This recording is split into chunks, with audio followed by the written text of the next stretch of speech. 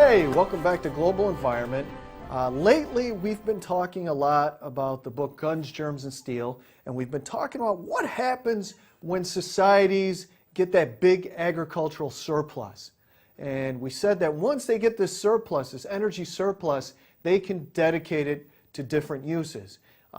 They can support armies, they can support artisans, craftspersons, they can support governments, and they can have more people. So we're talking about the development of complex societies. And as that moves on, societies more and more require organized governments. So we're going to talk about one form of organized government today, kleptocracies. We're going to talk about kleptocracies. Now, what does that sound like? If somebody was to call you, a klepto, would that make you happy? Probably not. So what do you think that means? It sounds like a government of thieves, and that's basically what we're going to be talking about. That's what it is.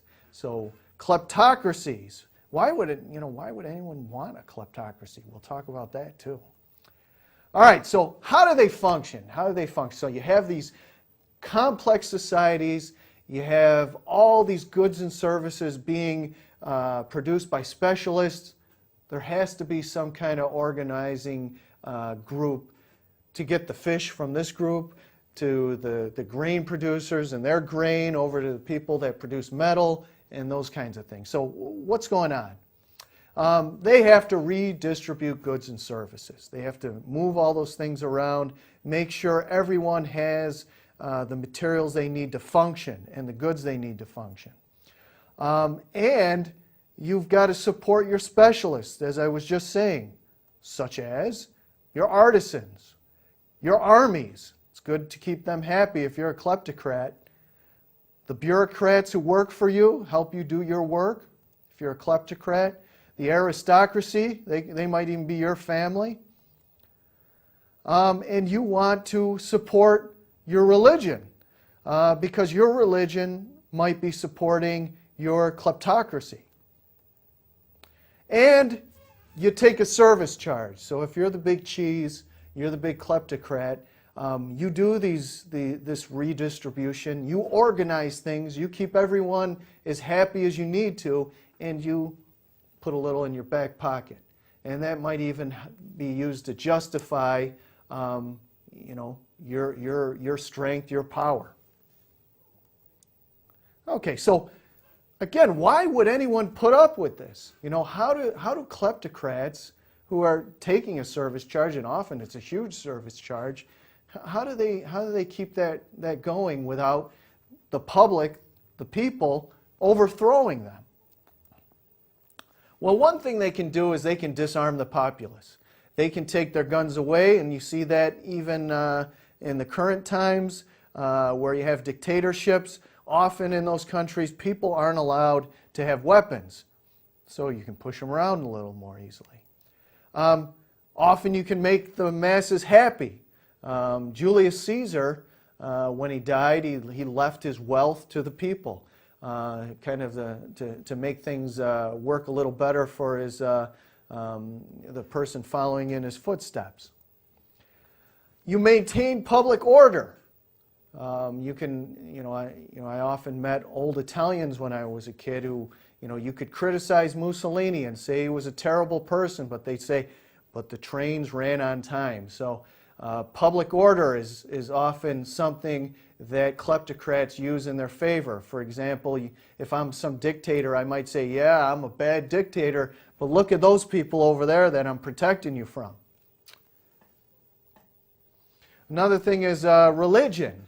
And oftentimes in ancient societies, the ruler, the kleptocrat, had some kind of connection with the gods. He or she might even be a descendant of the gods. So how could you challenge my rule when I am a relative of the gods, and if you dare mess with me, their wrath will come down on you? Okay, so why do these things even evolve? You can understand why they stay in place once they happen, but how do they happen in the first place?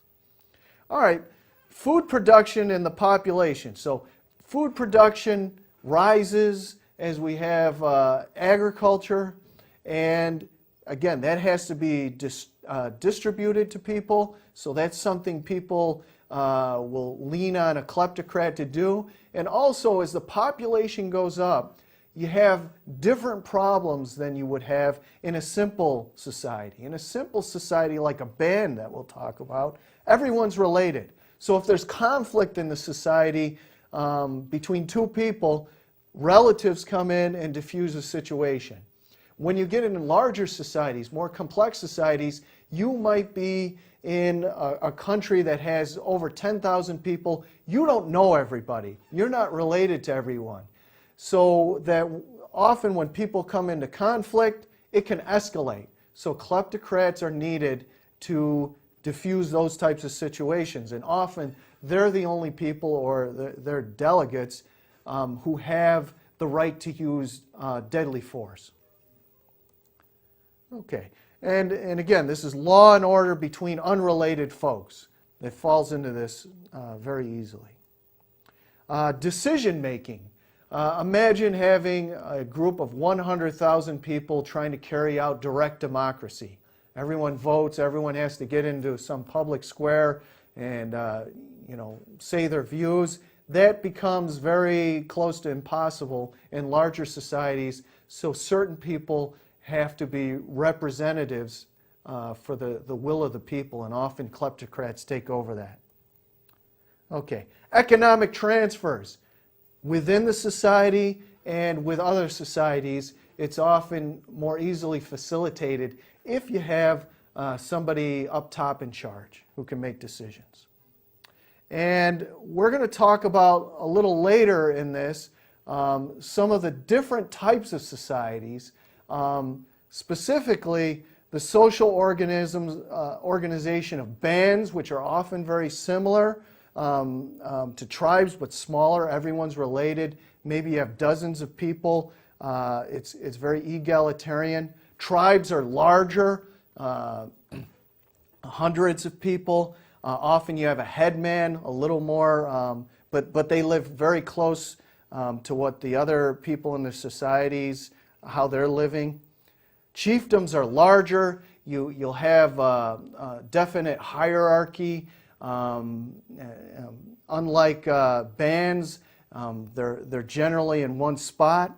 And then states, which can have multiple cultures and a real large hierarchy in the society. Okay, so why do we mostly have states today?